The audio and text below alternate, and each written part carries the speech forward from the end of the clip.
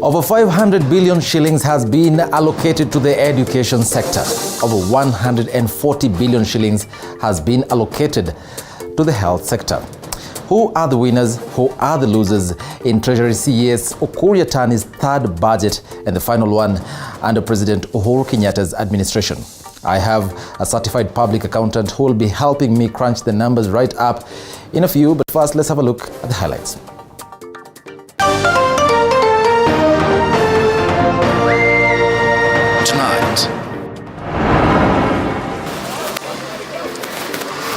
Gamblers, alcohol lovers are the biggest losers in the 2022-2023 budget as National Treasury increases taxes on betting and alcohol. Shilling 2.1 billion is for the youth empowerment and employment creation under the Kazi Mutani program. Shilling 8.2 billion for improving educational outcomes. Kenyans expressed their displeasure with the budget estimates. Many of them claim it does not favor them. Following the easing of the COVID-19 restrictions, reopening of the economy, as well as targeted stimulus intervention by government, the economy registered strong recovery of 9.9% in the third quarter of 2021. Overall, the economy is estimated to have expanded by 7.6% in 2021. Also, it is President Uhuru Kenyatta's last budget before his retirement. In its pursuit to increase productivity while staying on the economic transformation trajectory, the government has sustained the pace of investment in all sectors. The agricultural sector remains the largest contributor to our GDP and priority under the Big Four agenda on food and nutrition security. We shall tell you about government's priorities and the Big Four agenda.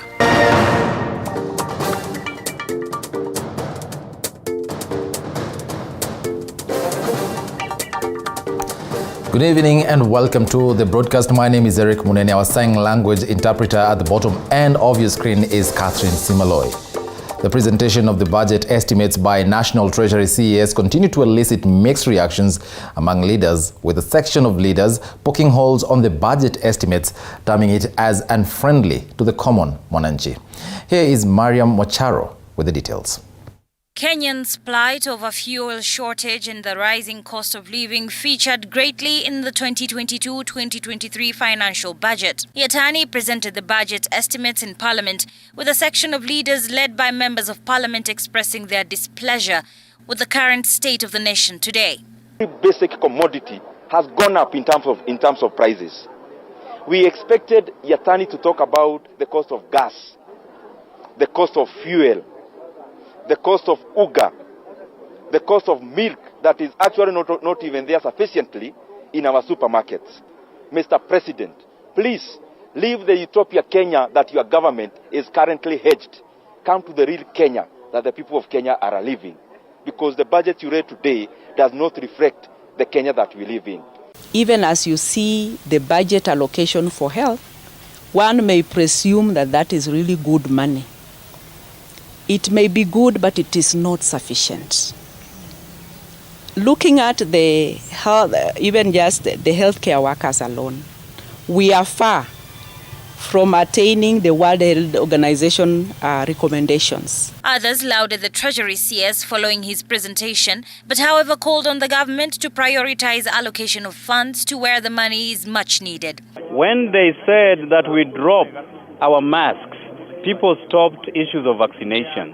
So it doesn't really make sense setting aside 7 billion shillings towards an exercise that has already been stopped all across the country.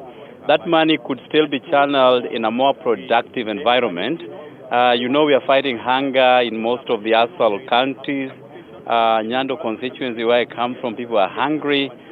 We could redirect those funds to feed our nation. By and large, it was a good one. However, there are some key areas that I think we need to applaud. As a woman, I'm very happy about the issue of the universal health care. So that one, I think I would want to encourage and let there be genuineness and goodwill to actually take care of Kenyans, especially their health. A healthy nation can be a working nation and therefore a productive nation. The ball now lies on the members of Parliament to further scrutinize the proposal for the benefit of Kenyans. and Kenyans will be waiting to see if their needs will be factored. Mariam Wacharo, TV 47. Now, the budget reading today has elicited mixed reactions among Kenyans, many expressing their disappointments, claiming that the government failed to prioritize essential goods and services in their budget. Zainab Mohammed tells us more. Majority of Kenyans have expressed their disappointment with the 2022-2023 budget estimates that were presented by Treasury Cabinet Secretary Ukur Yatani in Parliament today, claiming that the budget failed to address critical issues such as the ongoing fuel crisis. Nimeona serikali wamesoma budget, wajatufukusia vitu, mafuta ni bei kali, sisi tuko na shida, hatuna kazi yetu ilimaliziwa na corona, kazi yetu ilifungwa, sisi ni watu ya bodaboda, tena kazi imefungwa, tunasema serikali tusaidie, watusaidie. Tangaa leo budget imesomwa na serikali haijaongelea juu ya bei ya vyakula, maziwa imeenda juu, mafuta imeenda juu, hakuna kitu chochote ambacho wameongelea juu yake. Hiyo ni msangao kwa mwananchi wa kawaida. Lakini nalilia serikali kama watasikia kilio ya mwananchi, tafadhali tupatie mafuta ya kufanya kazi, punguzia watu vyakula, watu wanakufa njaa. In Trans Nzoia County, doctors lamented that the county health budget allocation is always limited, making it impossible for the frontliners to execute their services with ease. Even as you see the budget allocation for health, one may presume that that is really good money. It may be good, but it is not sufficient. Looking at the health, even just the healthcare workers alone, we are far from attaining the World Health Organization recommendations. Elsewhere in Meru County, farmers have expressed their dissatisfaction with the budget allocation for the agriculture sector. According to the farmers, the sector has been neglected for a long time by the government, despite being the backbone of the country's economy. Budget ya leo kwa mengi yote wengi wamepewa, lakini sisi kama wakulima wa chakula vyote, kahawa, mahindi, miraa, potatoes na hiyo vingine yote, sisi ni kama tunafanywa madharau. Angalia mambo ya kodi.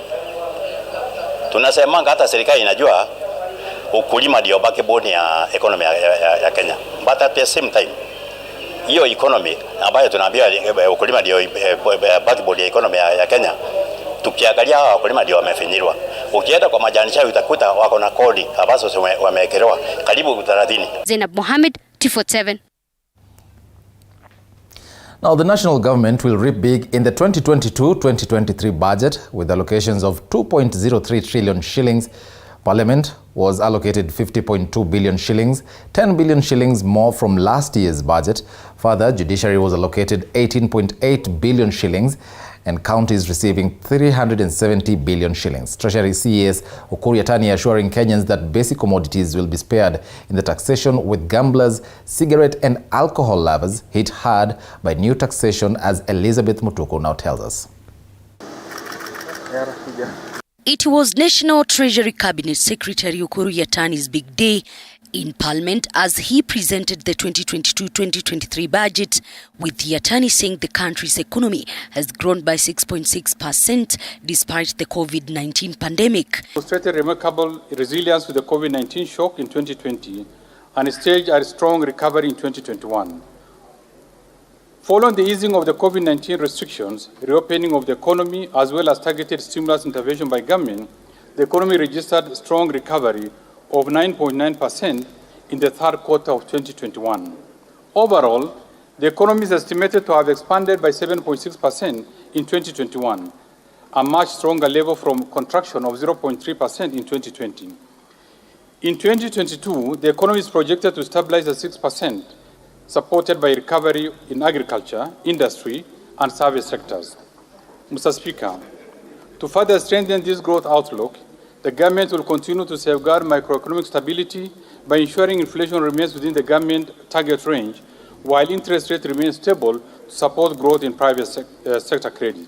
In today's budget statement by Yatani, the national government has reaped big after it was allocated 2.2 trillion shillings, judiciary was allocated 18.9 billion shillings, parliament allocated 50.2 billion shillings, which will see smooth transition in the August House, among other expenditure, and counties allocated 370 billion shillings. Speaker, Article 173 of our Constitution established a judiciary fund, which will be administered by the Chief Registrar in meeting the administrative expenses of the judiciary.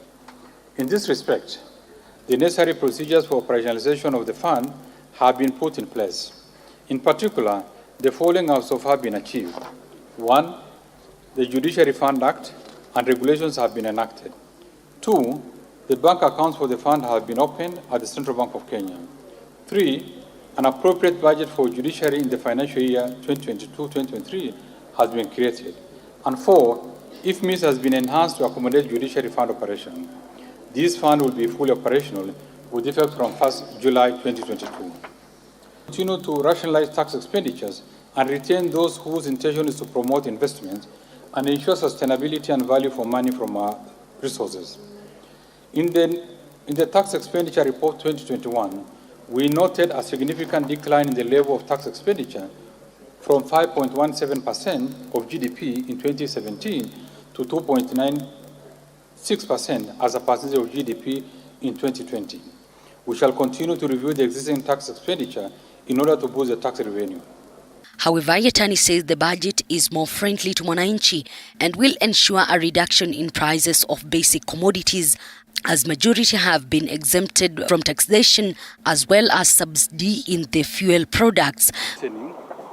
And we have very positive feedback from the public. Kenyans are concerned about the cost of living, and we effectively address this. We've addressed the issue of fuel prices, where we'll be subsidizing substantially. We've been subsidizing for the last few months, and we'll continue to do it until end of June, just to make sure that the prices does not go out of reach. Of us addressing the issue about fuel. And it is something that is ongoing now, and the effects are going to be felt immediately, even during the budget period. And so we have listened to what Mwananchi has said by the time that we crafted the budget, and we have taken that into consideration, because indeed we want this to be a very participatory process. Further, Yatani's axe has dealt a blow to gamblers, alcoholic products as well as other luxurious products, with the Yatani stating that 10% tax will be imposed in various goods that is expected to finance the 3.3 trillion shillings budget. Things that have been a social problem to our community. Look at the issues of gambling, look at issues of betting, look at issues of advertisement for alcoholic products. Can you exactly say that socially they contribute revenue, but they do not contribute the social fabric of communities. The Kenyan youth are very fragile, and therefore they need to be protected from too much exposure in terms of those social vices that are going to derail not only their education, but even their health. It's President Uhuru Kenyatta's last budget, the budget he hopes it's going to steer his legacy. Elizabeth Mutuko, TV47 Palm Biddings, Nairobi. Well, thank you, Elizabeth Mutuko, for that.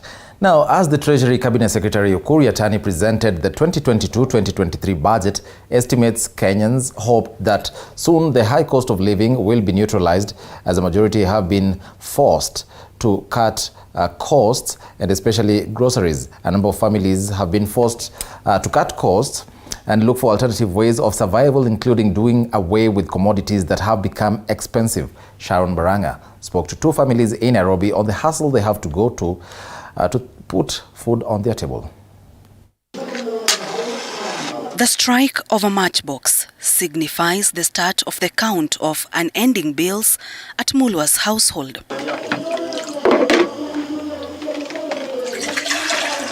The family of 5 from Mukuru say the high cost of living has hit them so hard. In a day, the family spends at least 500 shillings on food, money that is hard to come by since they depend on one breadwinner who is a casual laborer. Nilikuwa nafanya biashara ya mboga. Wenye corona ilikuja, kazi ikaenda chini. nikawacha kwanza kidogo. Hali ya uchumi imekuwa ngumu tena sana. Vitu zimepanda, sio kama vile tulikuwa tunanunua. Saa hizi zimepanda zaidi. In their quest to make ends meet, the Mulwas have to ensure they meet the needs of their firstborn, who is a special needs child. They named him Enoch, which means one who is trained and vowed. But the high cost of living has taken a toll on them, such that it has been months since they took Enoch for physiotherapy. Kupeleka shule kama ule, nabeba asubuhi tena naendea jioni. Saa zingine haendi, sina pesa ya kumlipia pikipiki. Ule mwingine anasoma hapa chini, alafu anaenda tena anafukuzwa, pesa hakuna. Pesa imekuwa tena juu. Sio kama kitambo tulikuwa tunalipa 500, saa hii ni ngiri na 200. One street away from the Mulwas is Roslyn Alevitsa. She is a fashion designer. Her story is similar to that of Mary. Hali ya kibiashara imekuwa ni ngumu. Ni ngumu kabisa because saizi bei ya vitambaa imekuwa iko juu. Prices za material, vitambaa ziko juu. Ukiangalia hapa hata imefika mahali nimechange. I can't make garments anymore. I can't make fittings anymore because of the prices. So siku hizi imefika mahali nimeteremka sasa, nashona hizi bags. Hizi bags nachukua tu kitambaa, natengeneza, nashona. Because at least for the bag, unajua watu ni rahisi, iko na ile bei yenye mtu anaweza kuafford. But unapoambia mtu ashone nguo kwa shilingi 2,500, shilingi 3,000, inakuwa ni ngumu. So we can't even go to the market. Biashara imekuwa ngumu. So apart from kushona hizi bags, imebidi nikaanzisha biashara ingine just to supplement. I just wanted to make a supplement because, you know, if you don't double your income, then life becomes more harder. Unatoka kwa frying pan, unaenda direct to the fire. So for me, I'm like, instead of kuconcentrate sana kwa nguo na sioni wateja, or sipati enough money to stock my business ya fashion wear, I decide to use the little I have to stock. You can see these are the tissues, mali. I also go for the vests, just to try to supplement. But still you can see the shelves are empty, a clear indication that there is no money to stock the business. So for the business, it is a very big concern. Roslyn says she can go a day without having sold anything from her shop. But customers sasa ni wale guesswork.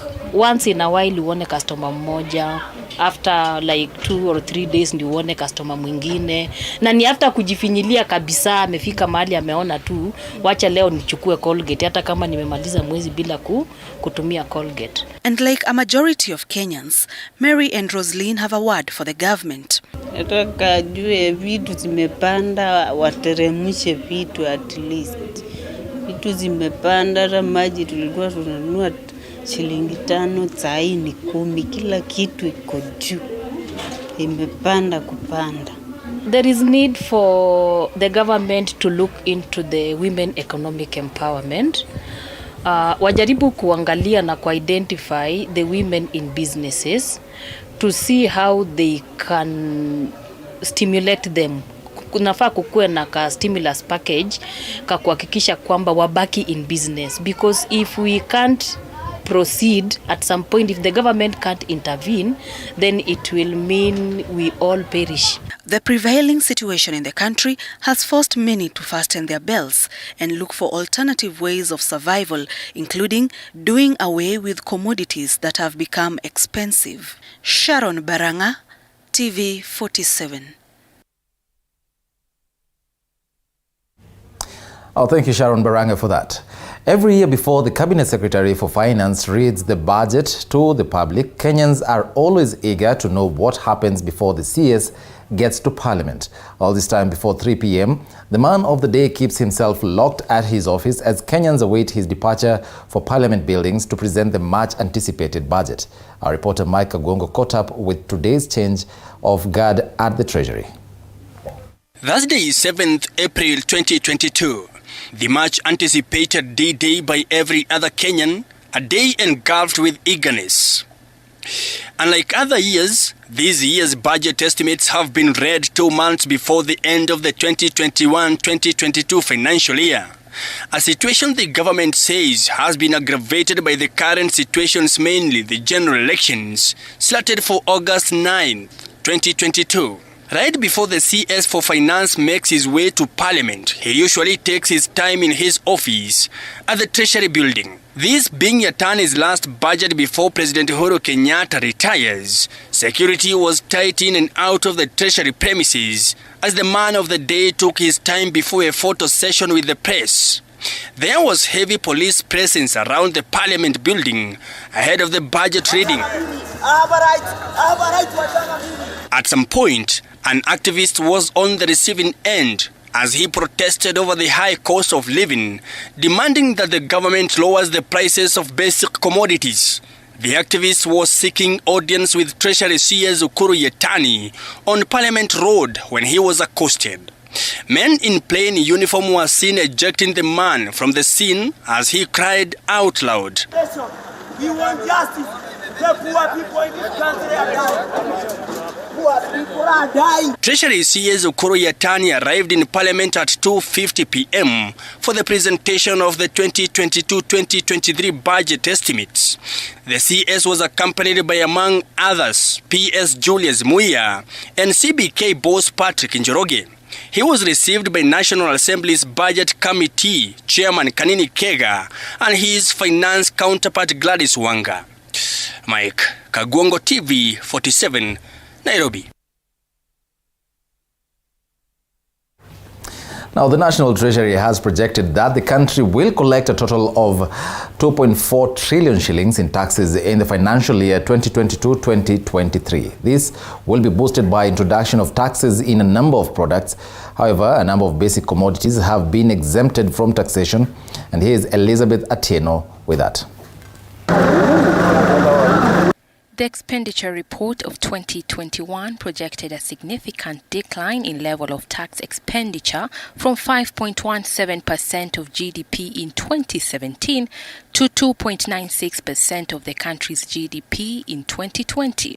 In this regard, the government, through the National Treasury, has reviewed the tax expenditure in order to boost the country's tax revenue, thereby projecting to collect a total revenue of 2.4 trillion, which is equivalent to 17.5% of the country's GDP in the 2022-2023 budget. We voted various proposals that we intend to submit for consideration during the East African Community Pre-Budget Consultation by the EAC Ministers for Finance, which will be held later in May this year. The measures that will be agreed upon will be communicated through the EAC Gazette and implemented from 1st July this year. With the outbreak of the COVID-19 pandemic and its socio-economic implication on Kenyans and the health sector, the government in its proposed tax measures has exempted value-added tax imposed on locally manufactured motor vehicles, inputs and raw materials for manufacture of passenger motor vehicles, plants and machinery for manufacture of pharmaceuticals, fuel pellets, medical oxygen, adult diapers, artificial breasts, and colostomy bags. The government has been progressively addressing the cost of healthcare in the country so as to expand access to quality and affordable healthcare services.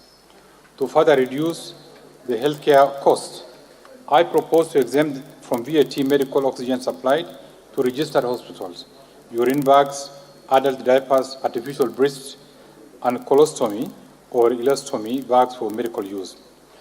On income tax, the government has proposed that donations to all charitable entities be allowed as deductions, digital services under Sections 9 and 35 of Income Tax Act be exempted from taxation, microfinance institutions licensed under Microfinance Act will be exempted from thin capitalization.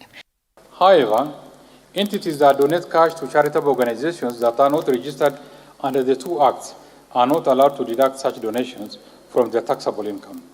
To address this challenge, I propose to amend the Income Tax Act to allow all entities that donate cash to charitable organizations to deduct the donations from their taxable income. On excise duty, the government has proposed tax exemptions on fertilized eggs for hatching, neutral spirits for manufacture of pharmaceuticals, and locally manufactured motor vehicles. However, Kenyans have every reason to smile after the government, through Treasury CS Ukur Yatani, proposed tax exemption on petroleum products. This move comes at a time when the country is experiencing fuel shortage. Where local production does not meet our demand, the government will ensure the deficit is met in an orderly manner that does not adversely affect our farmers. And as the government develops a medium-term tax strategy to boost revenues and improve tax systems, a number of services have not been spared from taxation, as the media will be charged a 15% excise duty on alcoholic and betting advertisements. Elizabeth Atieno, TV 47. Our Treasury Cabinet Secretary Ukur Yatani has revealed that spending in the financial year 2022-2023 will focus on supporting economic recovery as well as Big Four agenda, with the proposed total programmed spending for the next financial year set to amount to 3.3 trillion shillings. Other spending priorities in the budget, that is President Uhuru Kenyatta's last and his successor's first, will include security, education, the next general election, as well as protection of vulnerable groups. Our reporter David Mudoka takes a look at the highlights of the 2022-2023 budget. Proceed to make your announcements. In his third and last presentation of the 2022-2023 financial year budget statement as Treasury Cabinet Secretary under President Uhuru Kenyatta's government, CS Ukur Yatani revealed that the Exchequer would prioritize economic recovery and completion of projects under the Big Four agenda in its next budget that takes effect from 1st July this year. Spending in the financial 2022-2023 will focus on supporting economic recovery and the Big Four agenda to ensure the highest impact on the well-being of Kenyans. The proposed total program spending for the financial year 2022-2023 amounts to Kenya shilling 3.3 trillion. According to the Treasury Cabinet Secretary, in the 3.3 trillion shilling budget, 146 billion shillings have been allocated to the Big Four agenda, which includes universal health coverage, affordable housing, manufacturing, and food security. Of this amount, UHC set to receive the biggest share of 62.3 billion shillings. 27.7 billion shillings have been set aside for affordable housing. The manufacturing sector will receive 10.1 billion shillings, while food security will receive 46.7 billion shillings. We are proud of our socio-economic achievement and seek to sustain high economic growth so as to improve the welfare of our people. Considering the envisaged development agenda and the limited fiscal space, we have carefully balanced the difficult choices in resource allocation in order to finance the highest priorities that will propel this country to a greater heights of prosperity. Meanwhile, in the Exchequer's move to cushion the economy from the aftershocks of the COVID-19 pandemic, 20.6 billion shillings have been set aside for the third economic stimulus program. Out of this, 2.1 billion shillings is for the Kazi Mtaani Youth Program. 8.2 billion shillings is set to go to improving economic outcome. 1.3 billion shillings will go to improving health outcomes, while 5.8 billion shillings have been set aside for improving environment, water, and sanitation facilities. Additionally, 1.5 billion shillings will go to fertilizer subsidy, while a further 1.6 billion shillings are expected to enhance liquidity to businesses. Our sustained investments since 2013 have significantly transformed our economy and strengthened our resilience. Encouraged by this, our economy has bounced back, giving our people incredible optimism, even in the situation of extreme challenges. Mr. Speaker, we are proud of our socio-economic achievement and seek to sustain high economic growth so as to improve the welfare of our people. This as the government plans to invest 212.5 billion shillings in infrastructure.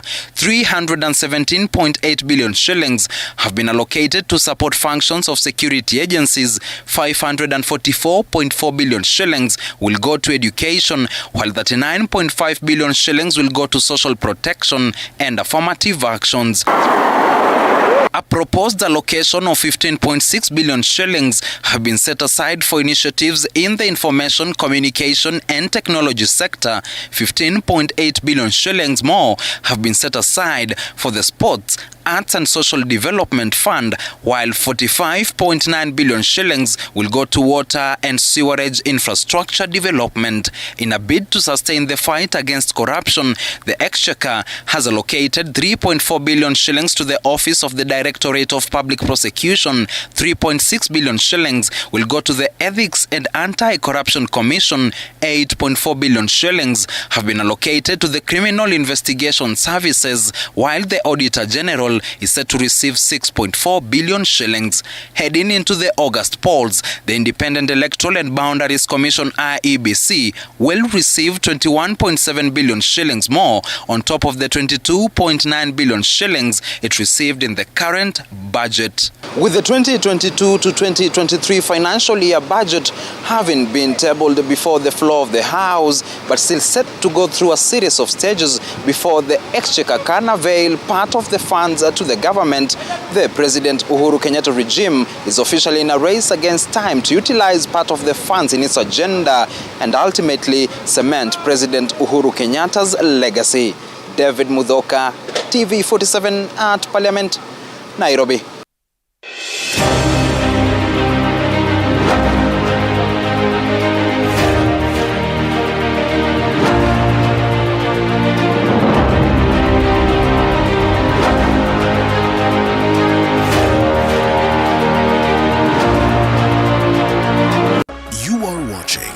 TV47, the home of untold stories.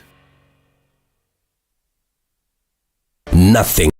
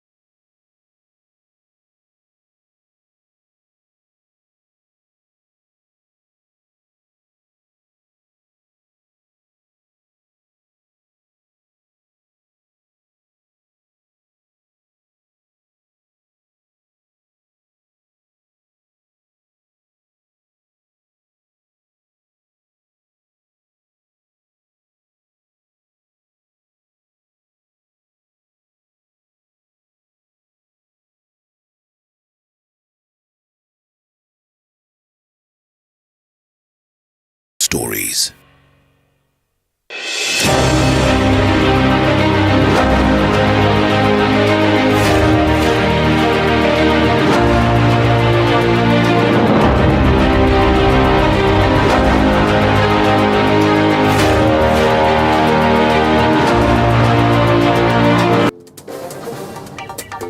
Welcome back and thanks for staying with us. We are continuing with our coverage of the 2022-2023 budget.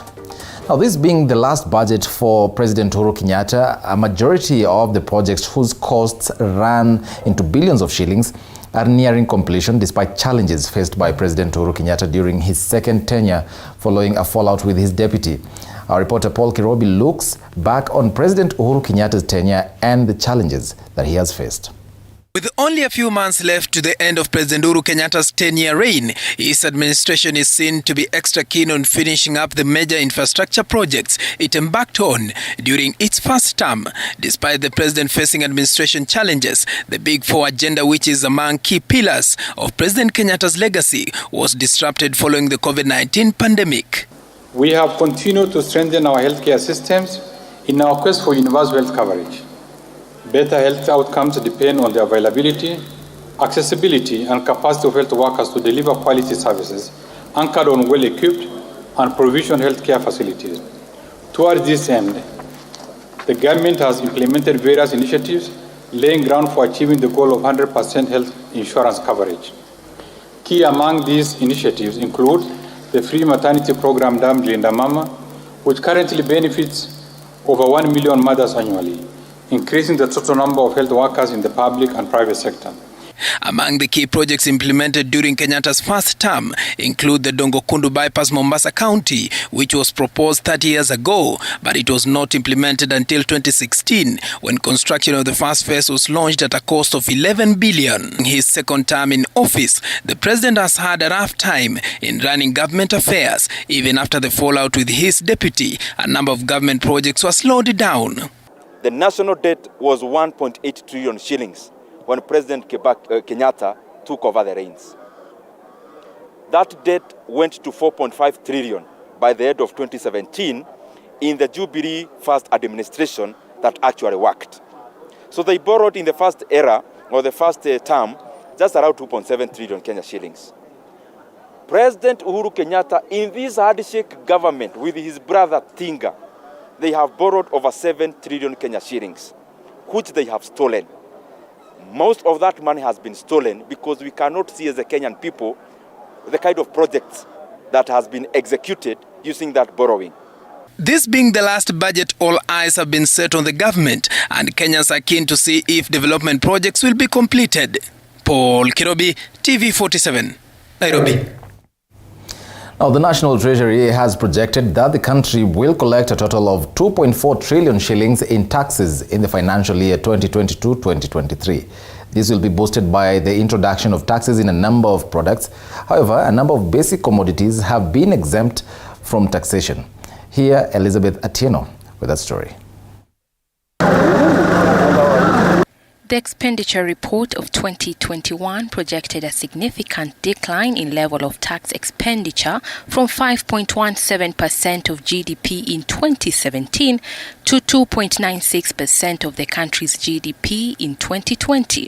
In this regard, the government, through the National Treasury, has reviewed the tax expenditure in order to boost the country's tax revenue, thereby projecting to collect a total revenue of 2.4 trillion, which is equivalent to 17.5% of the country's GDP in the 2022-2023 budget. We debated various proposals that we intend to submit for consideration during the East African Community Pre-Budget Consultation by the EAC Ministers for Finance, which will be held later in May this year. The measures that will be agreed upon will be communicated through the EAC Gazette and implemented from 1st July this year. With the outbreak of the COVID-19 pandemic and its socio-economic implication on Kenyans and the health sector, the government in its proposed tax measures has exempted value-added tax imposed on locally manufactured motor vehicles, inputs and raw materials for manufacture of passenger motor vehicles, plants and machinery for manufacture of pharmaceuticals, fuel pellets, medical oxygen, adult diapers, artificial breasts, and colostomy bags. The government has been progressively addressing the cost of healthcare in the country so as to expand access to quality and affordable healthcare services. To further reduce the healthcare costs, I propose to exempt from VAT medical oxygen supplied to registered hospitals, urine bags, adult diapers, artificial breasts, and colostomy or ileostomy bags for medical use. On income tax, the government has proposed that donations to all charitable entities be allowed as deductions, digital services under Sections 9 and 35 of Income Tax Act be exempted from taxation, microfinance institutions licensed under Microfinance Act will be exempted from thin capitalization. However, entities that donate cash to charitable organizations that are not registered under the two acts are not allowed to deduct such donations from their taxable income. To address this challenge,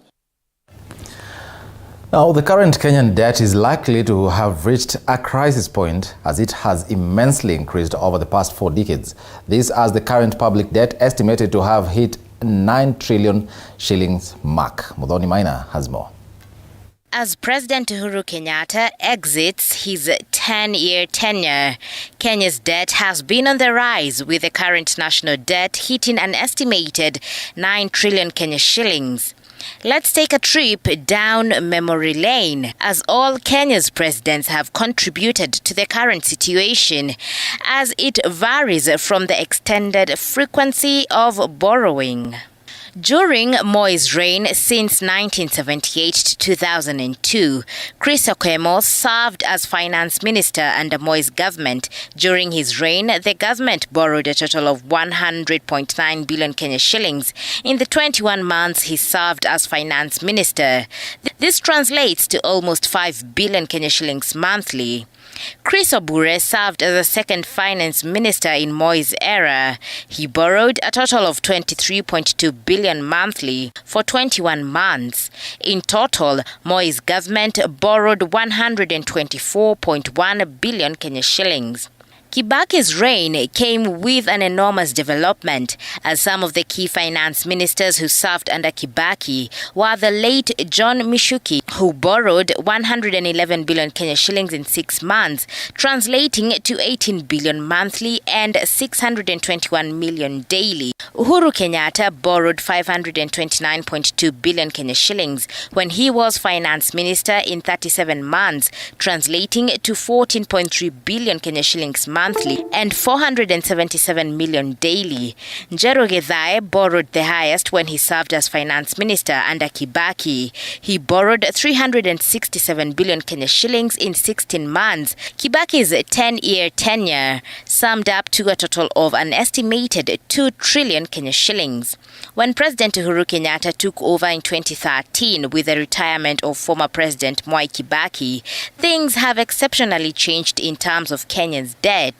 As it increased year by year, Uhuru's first finance minister Henry Rotich borrowed a whopping 4.1 trillion Kenya shillings in 74 months. Then came in Yatani borrowing 1.7 trillion in 16 months, translating to 77 billion Kenya shillings monthly. In Uhuru's second term, the national debt was as follows: 4.1 trillion in the year 2017, 5.04 trillion in 2018, 5.81 trillion in 2019, 7.5 trillion in 2020, 8.02 trillion in 2021, and now at an estimated 9 trillion in 2022. As Ukur Yatani tables that financial budget 2022-2023, the country is currently in a debt crisis as the budget faces over 800 million deficit and is likely to borrow more than 846 million Kenya shillings, even with the 2021-2022 financial year budget reading. Come the August 9th polls, the next preferred presidential candidate has a lot to carry on his shoulders, as there will be an inheritance of an estimated 1.3 trillion Kenya shillings loan payment in the first year, overtaking recurrent expenditures, presenting a headache to Kenya's next president, who will have a narrower fiscal space for balancing the budget. Muthoni Maina, TV 47. Well, that story there by Muthoni Maina crunching the numbers brings me to the point where I introduce my guest, who's an economist, and we'll be having a conversation later on in this broadcast. My guest, Raphael Matu. Asante sana for gracing our studios tonight. It's my pleasure. Quite some, numbers there going down memory lane by Muthoni Maina. 9 trillion shilling mark when you talk about a country's debt. Yeah. Quite some high numbers. Yes, I think is of course we must admit where we are in terms of debt is an issue of concern. However, I think as we interpret those figures, it's also important to put so many other factors into consideration. I think we have looked at the gross figures without probably not looking at the percentage increment. We have also not tried to look at those figures vis-a-vis the GDP. We have not looked at those figures vis-a-vis maybe things like population growth rate and many other needs of the economy. So I think they are quite big, vast kind of factors we need to consider. It's not just the gross figure, but as they increased, how did they increase vis-a-vis GDP, population growth, and maybe other needs. So from there, I think we can try to evaluate and see whether we can now do the comparison from the previous figures. Yeah. Well, and in your opinion, from where you sit as an economist, and you're saying that we are looking probably at the numbers in a quote-unquote in a simplistic way. Yeah. Do you think they really align with the developmental agenda of this country? Yeah, that's what I'm saying is that there are so many factors we need to bring on board. How has our GDP grown within that period when we are talking about this debt increment? How has our population growth has been? And I think we also need to consider something to do with greater government involvement in the economy. Remember, we just came from the structural adjustment programs and other conditionalities, and now we are talking about free education, affordable health, and so many things on the list. I think we need to consider these figures against so many other fundamentals so that we can be able to precisely see where are we. But of course, there are some issues we need to discuss about the debt. Well, Raphael Matu there, apologies. Raphael Matu, who's an economist, will be having more of that conversation right after these other stories. Keep it here.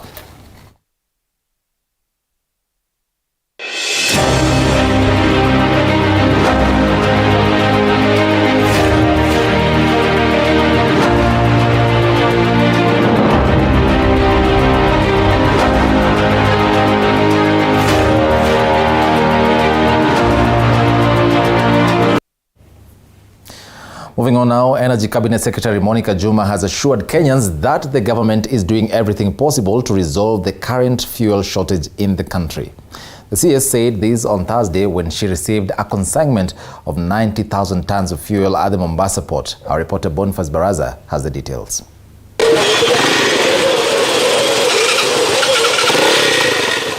As the ongoing fuel shortage continues to bite across the country, the outcry is likely to get a response and a solution following government intervention.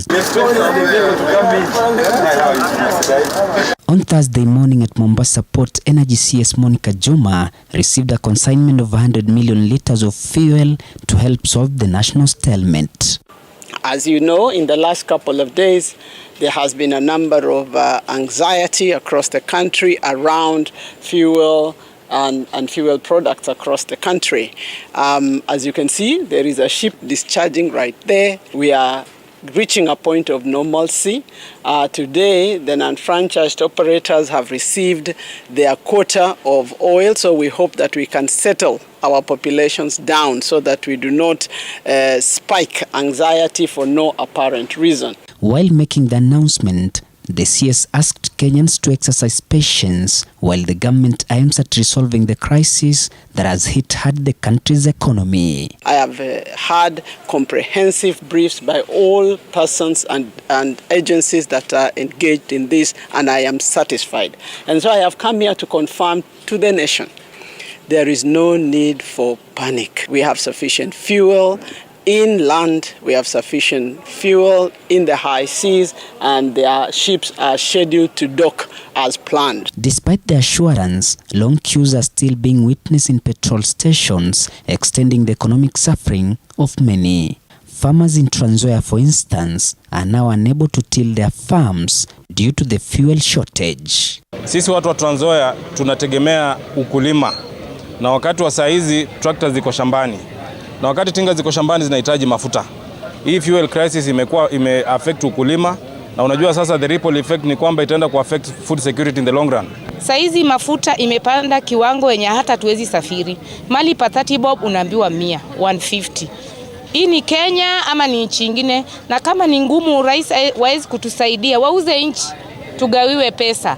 Utapata supermarket mafuta ya mboga imepanda, sabuni imepanda, sukari imepanda, kila kitu imepanda supermarket. Sasa nauliza serikali ya Jamhuri yetu ya Kenya, huyu ndio mwananchi tu anaenda kupiga kura ambaye anatabika leo, ama ni mwananchi mwingine ambaye anatoka nchi fulani? On his part, Energy Principal Secretary Andrew Kamau, who accompanied the CS, said the government is engaging other countries on how to resolve the global crisis. Prices are determined not by shortages. They are determined by what the world price looks like. And that is a discussion that we will have, because at the end of the day, you know that the oil prices have been climbing since April last year. And the Kenya government has provided funding through the Petroleum Development Levy to cushion Kenyans against those price increase. Boniface Barasa, TV47. Well, thank you, Boniface Baraza, for that. That story there by Boniface Baraza takes us now to the world of sports.